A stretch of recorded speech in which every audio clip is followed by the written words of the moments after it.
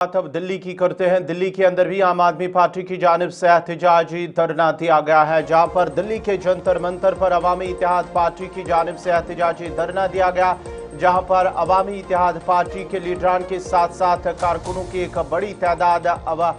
जंतर मंतर पर एहतजाजी धरने पर बैठे हैं। मुजाहिरीन हुकूमत की गलत पॉलिसियों के खिलाफ नाराबाजी की और अपने मुतालबात पेश करते हुए कहा कि अवामी मसाइल को हल करने के बजाय नजरअंदाज किया जा रहा है। एहतजाज में शामिल अवामी इत्तेहाद पार्टी के लीडरान और कारकुनों ने हुकूमत से मुतालबा किया कि रुकन पार्लियामेंट इंजीनियर रशीद को रिहा किया जाए और मुल्क के अंदर जो मुल्क के मुख्तलिफ जेलों के अंदर जो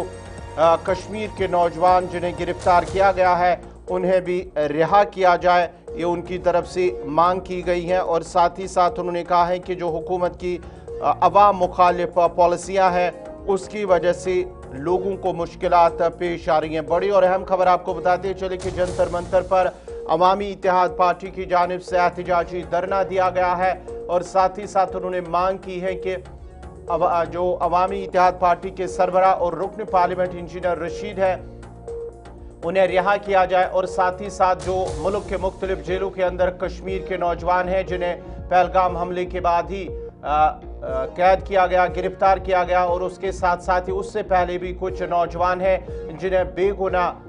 कैद किया गया है, गिरफ्तार किया गया है, उन्हें रिहा किया जाए। लोगों ने कहा है कि जब तक उनके मुतालबात पूरे नहीं होते वो अपनी आवाज़ बुलंद करते रहेंगे। इस दौरान पुलिस की भारी नफरी भी जंतर मंतर पर तैनात कर दी गई है ताकि किसी नाखुशगवार वाक़े को रोका जा सके।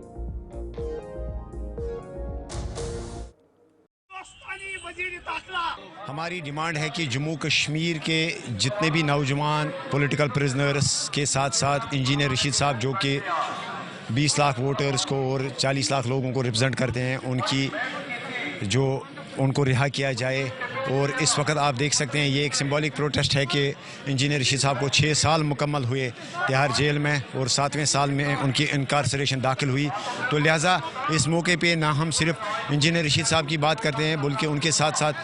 जो भी दूसरे सियासी कैदी हैं या जो नौजवान मुल्क के अलग अलग जेलों में बंद है, ख़ासकर जो 5 अगस्त के बाद जिनको बंद किया गया या पहलगाम अटैक के बाद जिनको बंद किया गया। एक तरफ से सरकार ये दावा कर रही है पार्लियामेंट में आके कि हमने पहलगाम अटैक में मुलव्वस टेररिस्टों को जो है एलिमिनेट किया, लेकिन उसी पहलगाम अटैक के बाद जिन नौजवानों को आपने अरेस्ट किया, अगर आप दावा करते हैं कि हमने टेररिस्ट को एलिमिनेट किया तो आपके पास कौन सा जवाब है? क्या जवाब बनता है कि उन नौजवानों को आपने फिर कैद में रखा है? अगर आपने 5 अगस्त को सियासी लीडरों को अरेस्ट किया जिनके साथ आपने इंजीनियर रशीद साहब को भी अरेस्ट किया, अगर आप ये दावा करते हैं कि सब कुछ जम्मू कश्मीर में ठीक हुआ, विकास हुआ, इंटीग्रेट हुआ, तो क्या जवाब बनता है कि जो 5 अगस्त के बाद आपने जिन लीडरों को अरेस्ट किया जिनमें इंजीनियर रशीद साहब भी शामिल है उनको आप जेलों में इस वक्त बंद रख रहे हैं? 6 साल बाद आपने देखा होगा कि सरकार ने ये चाहा कि इंजीनियर रशीद को जो है इनको कंटेस्ट करने दिया जाए और हो सकता है ये कुछ कम थोड़ा बहुत कुछ वोट लेके जो है लोगों में ये तासुर पैदा हो कि इनके साथ कोई नहीं है, इनकी कोई पॉलिटिकल रेलेवेंस नहीं है, इनके साथ लोग नहीं है। लेकिन जब इंजीनियर रशीद साहब ने इलेक्शन में कंटेस्ट किया, एक भारी मार्जिन के साथ कामयाबी हासिल की, तो मुझे लगता है कि उसी वक्त सरकार को चाहिए था कि उनको इस चीज़ को अख्ज़ करना चाहिए था कि इंजीनियर रशीद साहब एक बहुत बड़ी एक पॉलिटिकल एक सियासी आवाज़ है, वो जमहूरियत में उनका एक अहम रोल है इस वक्त ख़ासकर जम्मू कश्मीर में। तो लिहाजा एक लार्जर काज के लिए इंजीनियर रशीद साहब को रिहा करना चाहिए और उनके साथ साथ जो भी बेगुनाह कैदी है, जो भी बच्चे हैं अलग अलग जेलों में, जो नौजवान है जिनका कोई वकील नहीं है, जिनको घर वाले मुलाकात के लिए भी नहीं आ सकते, मामूली छोटे मोटे केसों में जो बंद हैं और स्पेशल